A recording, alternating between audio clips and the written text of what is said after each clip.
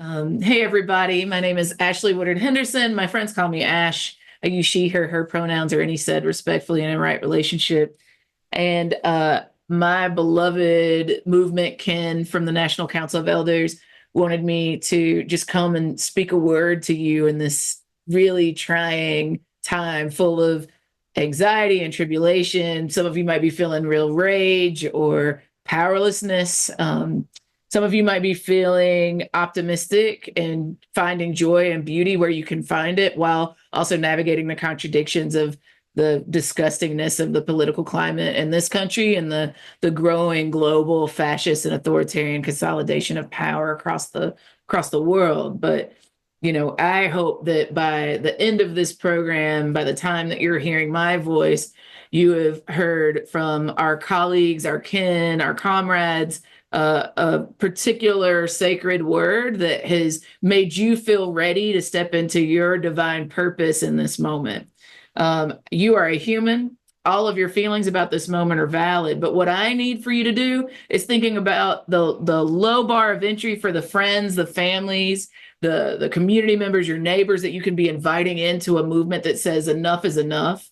We are going to block the harm that is happening to suffering people, targeted and marginalized communities, and we are going to build the utopian vision of the world that we deserve, of the communities, the neighborhoods, the organizations that we deserve, that we want, not what we would concede to, but what we actually deserve. I feel optimistic in this moment. I feel excited in this moment because this is the time, y'all. We are the ones that could actually steward in the kind of change that actually shifts the conditions of our people for the better in a sustainable way.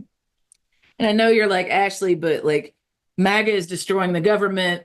Some of the folks in the Democratic Party have not had a backbone to fight for us. And I get it. Some of you might talk to me about the lack of strong and healthy movements that are ready to go with strategy and tactical plans and operationalized organizations that are ready to do this work. And we can have that conversation. But I also want you to know that in the chaos of this moment, I hear Septima Clark in my head talking about how it's a great opportunity for creativity. I see all of the data that you all have also seen that says that we have been out in the streets more in 2025 than we even were in 2017, y'all. Like, we are being non-compliant.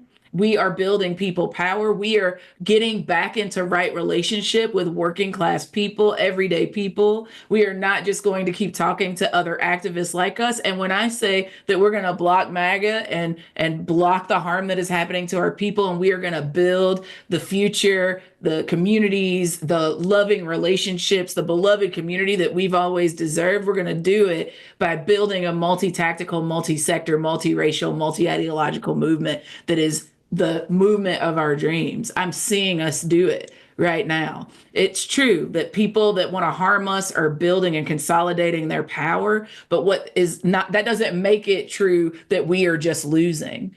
We maybe have taken some hits, but this is our great comeback moment. This is the moment where we actually show up as the people that we say that we could be when we're thinking about our highest selves, our best use, and our most righteous relationships with one another. So I feel encouraged. I am hearing the elders and ancestors of our movements before us saying that by any means necessary means by all the means we must do this sacred work that we are called to do in this season. So I bring you good tidings of great joy on this call, because I think that this is our moment. This is a moment where something harmful is dying, y'all. And we have to grieve that. But then we get to celebrate the new birth of a beloved community that we have dreamt for centuries, for generations. And I'm proud to be one in the number with you to see it come to fruition. Anything less is less than what we are worthy of being able to accomplish in our lifetime. Anything less is less than what our future generations deserve, and is less than the legacies that we've inherited to respect and to continue to build on. So I just want to thank you for taking just a moment to think about what you actively could do.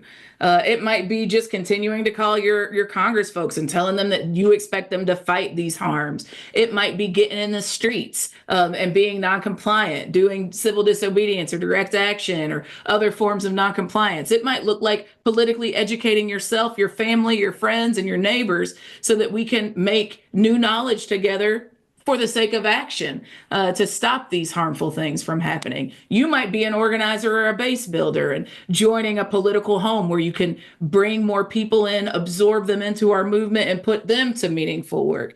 You might be a technologist. You might be a person that's great with spreadsheets. You might be a person that can talk, and you might be a person that can sing songs and be creative. There's any number of ways that you can be involved starting right now. So I want you to take a second to think about what sacred work you can contribute to building this beloved community and also stopping and slowing down the harms that are happening to our communities.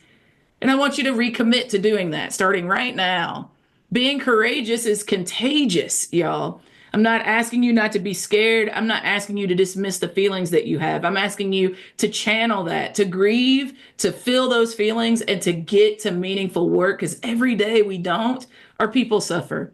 Our people suffer, our people die, and we don't have to choose this anymore. We could actually choose to live up to the reality that we are the majority that is refusing to be ruled by a minority of people who do not respect this planet or humanity.